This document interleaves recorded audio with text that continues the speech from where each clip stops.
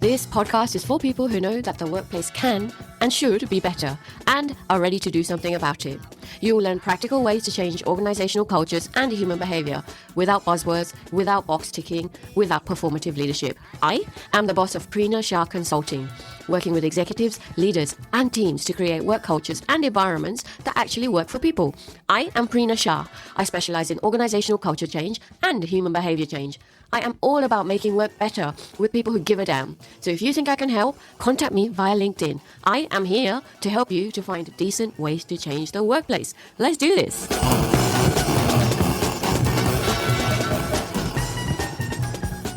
Hello and welcome back to this episode of the Ways to Change Your Workplace podcast with your host, me, Prina Shah, and I am bringing back my friend all the way from Kalgoorlie on a hot 42-degree day, Miss Simone Pickering. I hope you're staying cool.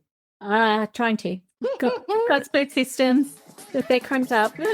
After this, all details about this episode are in the show notes. Simone, if you like this episode, I'd like you to take a moment and think about at least 2 people who might enjoy it. And please share the episode details with them too. Also, don't forget to connect with me on LinkedIn.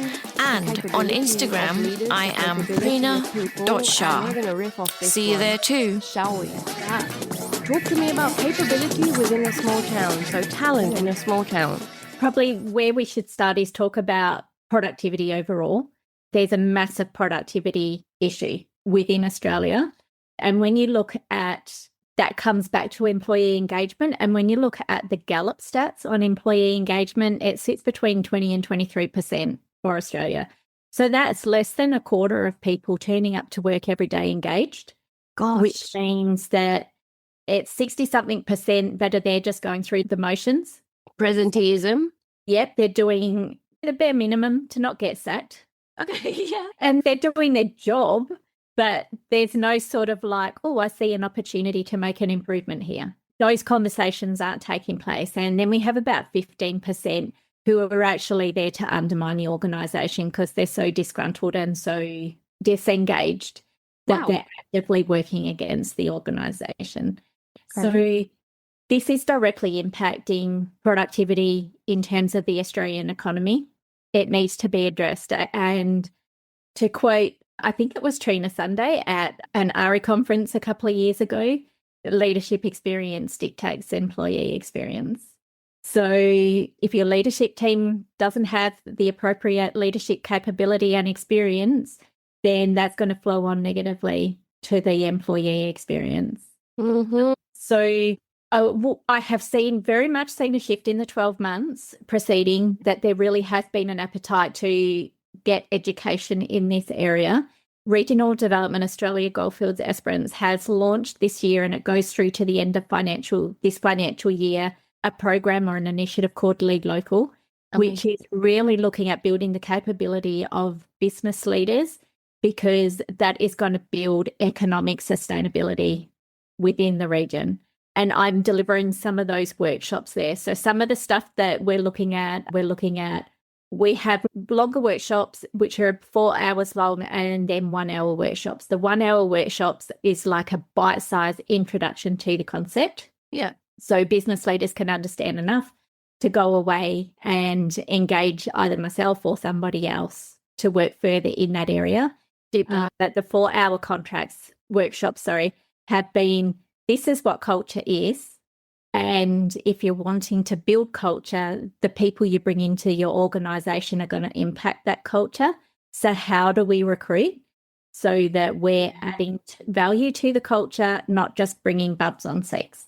So what happens in particularly trade-based organisations is that somebody will be employed because they're a good tradesperson, but you're an absolute asshole to work alongside.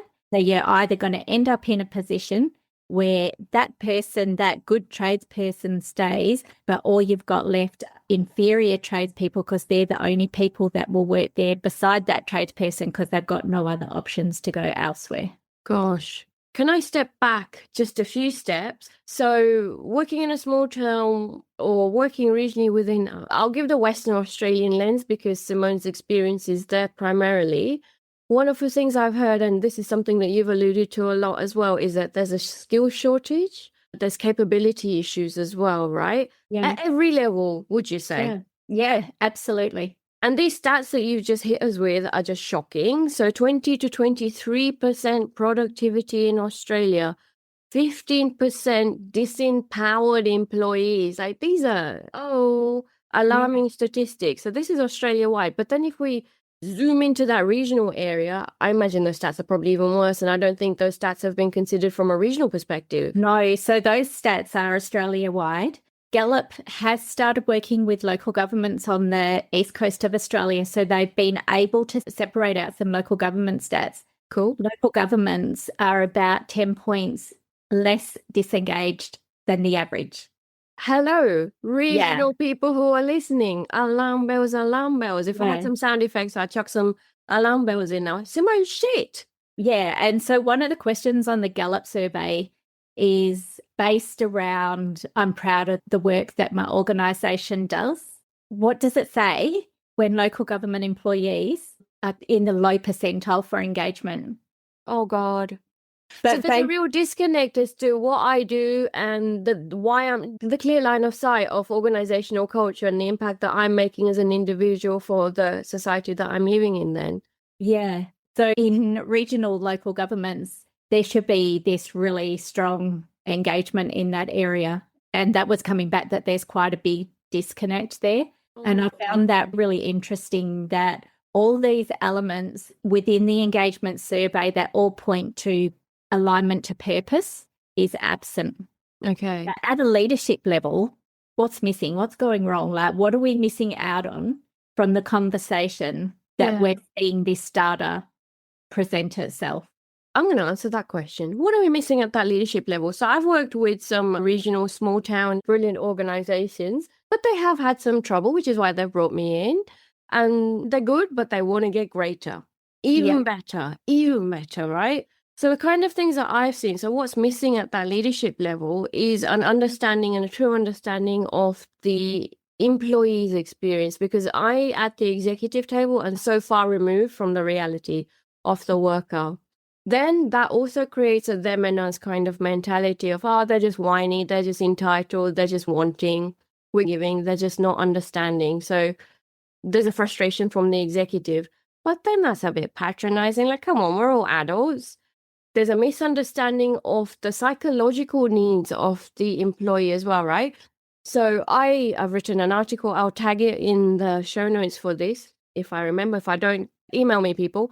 I've written an article on the concept, or on the real concept of a psychological contract.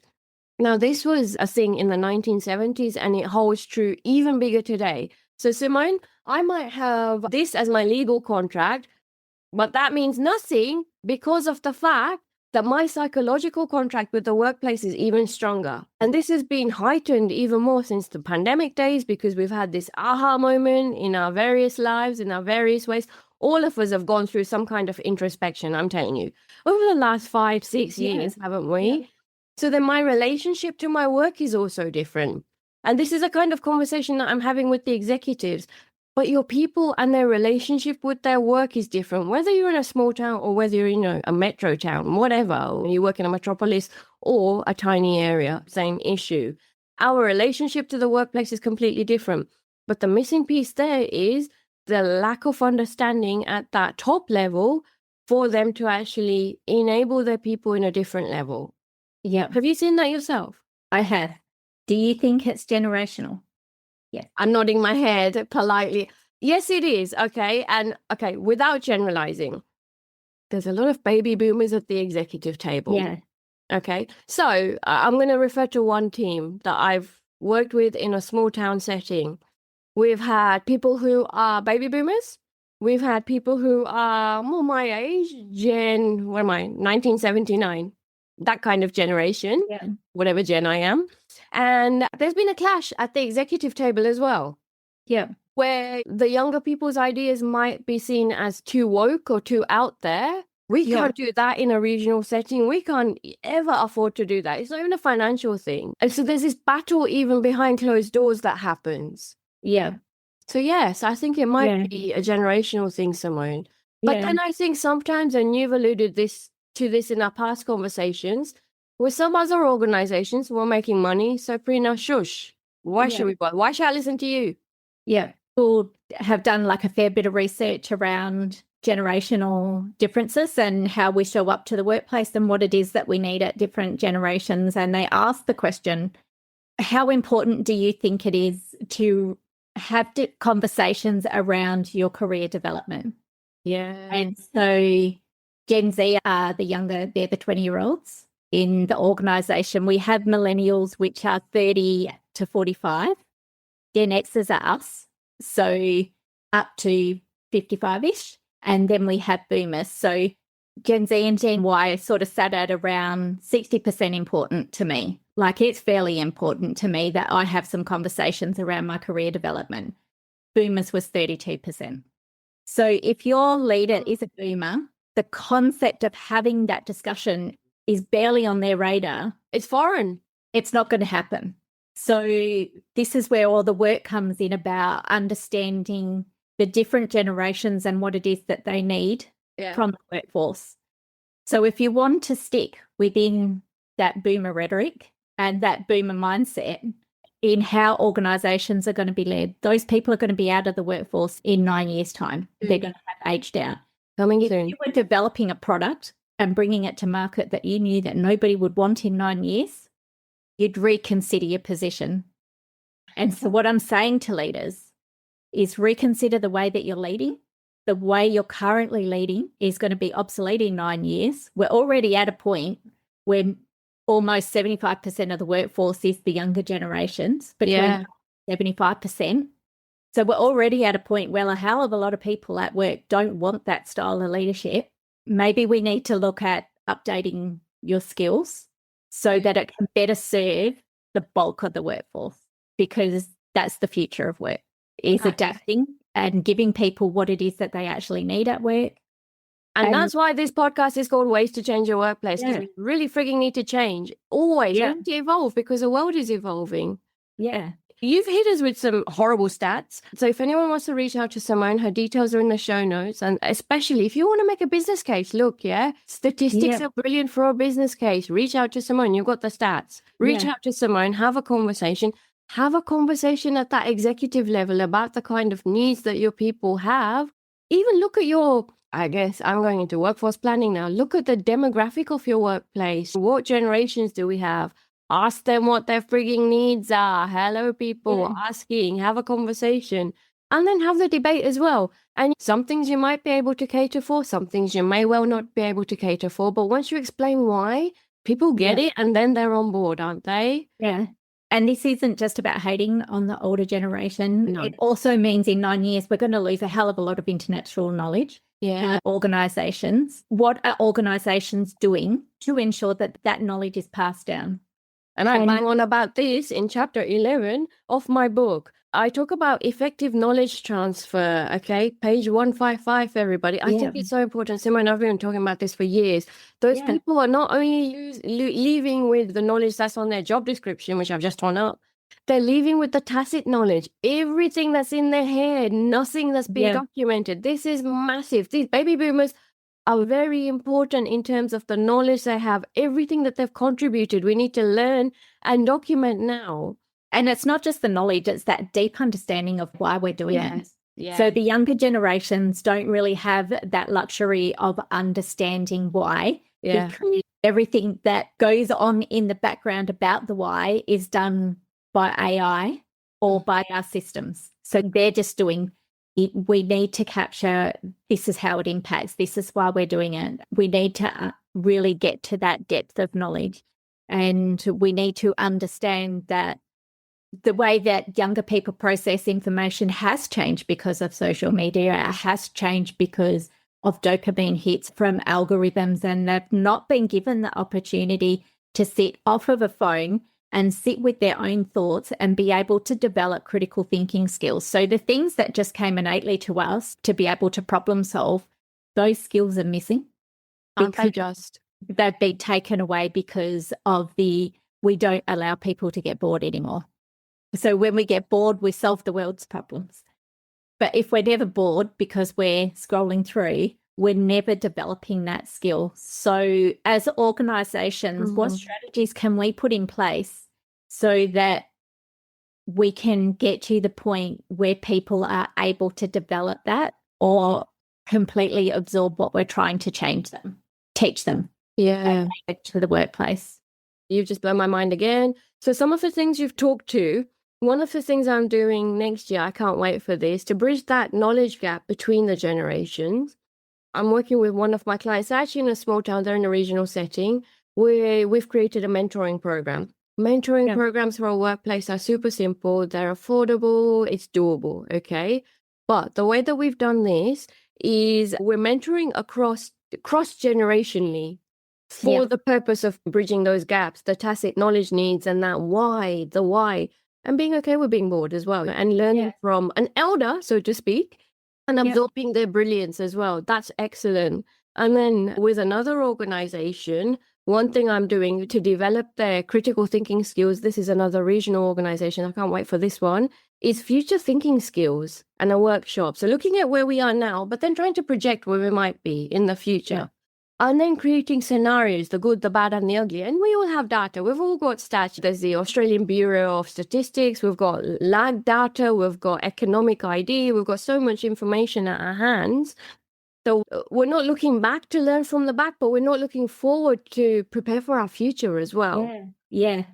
And the technology is moving so fast. We've been so reactionary. Oh, my God. I would just not. Yeah. Absolutely. And sometimes we just need to pause and just breathe and really be okay with being bored and having a mundane conversation about what is now, what happened then, and what are we going to do in the future as a result, and how is the world changing, and how are we going to change with it and alongside it, and how are we going to impact the world in a beautiful way as well, right? I think those conversations still have not been considered at that deeper, proper level. And we all know that AI is going to be a big part of how organizations change. What is never going away are those human skills. And we're losing them. And part of it's around the language, calling it soft skills. The soft skills are bloody hard. Fucking hard, aren't they just? You know, totally. So instead of seeing it as fluffy, girly, touchy-feely, often, the people without those skills, without emotional intelligence, they are going to struggle. You need to develop yourself in this area if you want to be able to lead or even just to exist in a workplace in the future.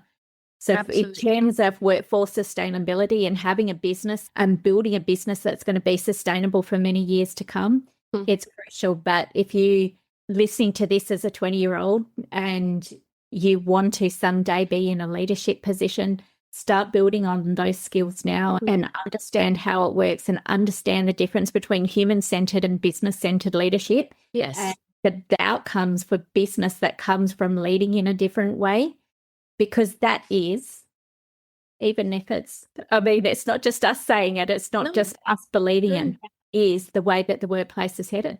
Totally. That's reality. 100%. And Simone, I'll tell you another thing. So I've been trained in the best of organizational culture change theories and practices and all sorts of stuff and tools and accreditations.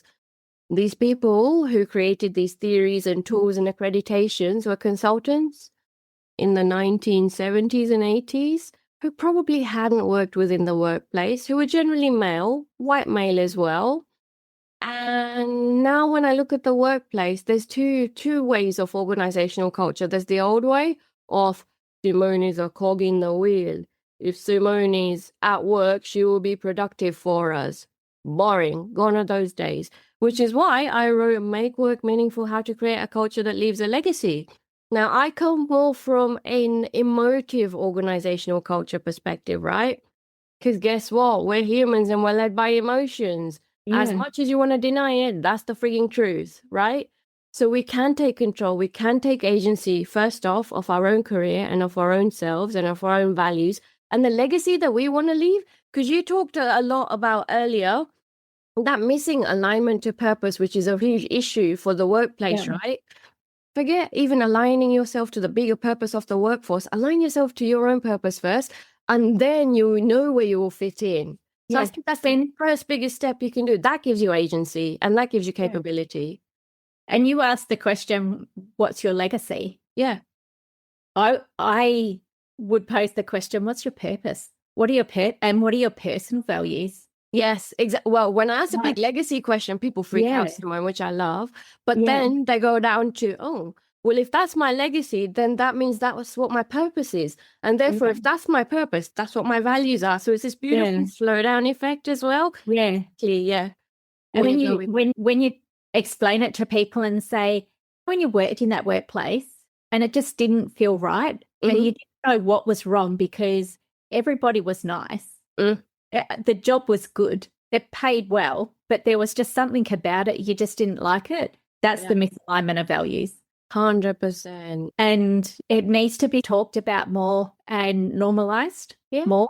Yeah. Yeah. A lot of people don't think about when they're going to a job interview, they're not thinking about, why do I want to work here? What is it about this job that is going to make me feel fulfilled and it's going to set my soul on fire? Exactly. And how much does it pay? Because I have rent to pay and I need to eat and I'd like to take some holidays. Yeah. People need to think about bigger. As building well-being and satisfaction in their life, not as a means to an end. Exactly. And I talk about the fact that we spend longer during the working day at work with our colleagues than we do with our loved ones. It has to be a good place to be, but then you need to be open and alert enough to choose the right place for you. Like, have your senses about you, do the hard work, which is soft skills work. Find out what your legacy is, work out what your freaking purpose is, work out what your values are, and then align yourself to the right organization. And I've learned that myself. I learned it the hard way, but as soon as I had that aha moment, Simone, life was better, work was better. Well, you learn it by going somewhere shitty, don't you? Been there, done that many a time, I tell you. Been there, done that. Exactly so. Simone, I could talk to you forever, but for this one, I thank you so, so much. What a juicy conversation. Yeah. Thank you so much for inviting me on the podcast series. I really appreciate it. My pleasure. It's been a great morning of discussion. So much fun. Yeah. All details about this episode are in the show notes. If you like this episode, I'd like you to take a moment and think about at least 2 people who might enjoy it. And please share the episode details with them too. Also, don't forget to connect with me on LinkedIn and on Instagram. I am Prina Shah. See you there too.